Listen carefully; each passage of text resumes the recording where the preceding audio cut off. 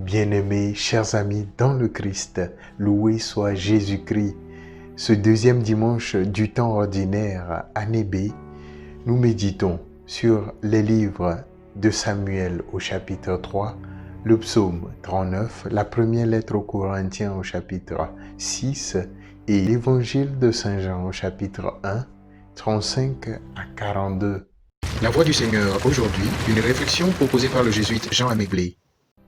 Le thème de notre méditation est « Juste un petit pas ». Le sage nigérien remarque « Ce n'est pas le jour de la chasse qu'il faut élever un chien ». C'est dire qu'il faut préparer en avance son chien à assumer sa tâche ou son devoir de chasseur.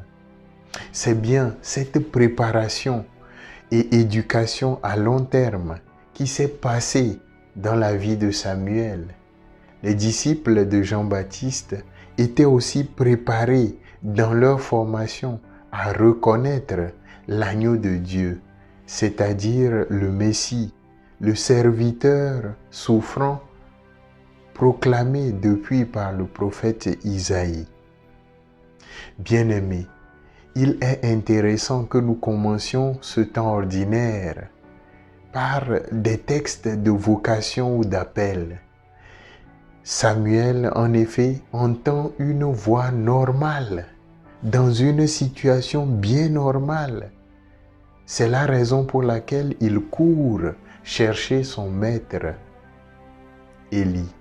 Les disciples de Jean-Baptiste découvrent un Messie normal, proche des hommes et des femmes, et ils demeurèrent avec lui.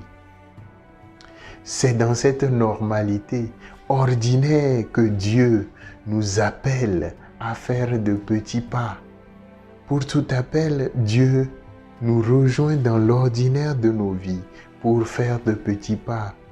Tout appel ou toute vocation est sacrée parce qu'elle vient de Dieu.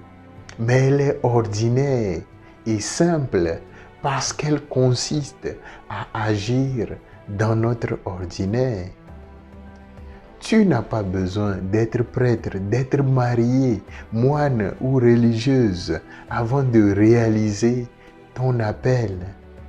Dieu t'appelle à ranger ton lit quand tu te réveilles, à parler à ton mari ou à ta femme malgré vos différends et conflits, à pardonner et à refaire confiance malgré tes blessures, à croire en l'avenir, à croire en la joie, la paix malgré les deuils dans ta famille, à faire confiance en la protection divine même si tu te sens menacé par tes proches.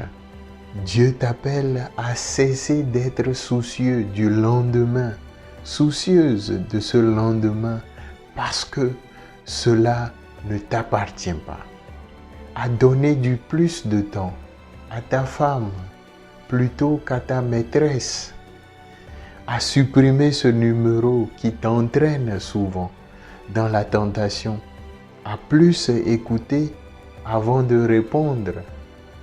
Et ce sont des petits pas qui feront que l'appel de Dieu en toi aura des effets.